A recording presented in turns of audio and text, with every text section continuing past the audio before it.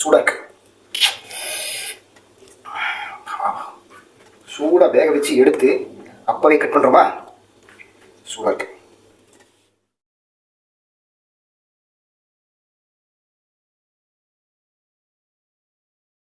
வெங்காயம், ஆனியன், தக்காளி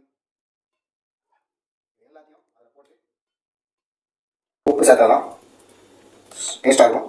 உப்பில்லா பண்ணுறா உப்பையிலே அப்படின்னு சொல்லியிருக்காங்க. லிமிட்டடாக சேர்த்துக்கோங்க, ரொம்ப ஜாஸ்தியாக சேர்க்காதீங்க. அப்புறம் உப்பு ஜாஸ்தி ஆச்சுன்னா சாப்பிடவே முடியாது.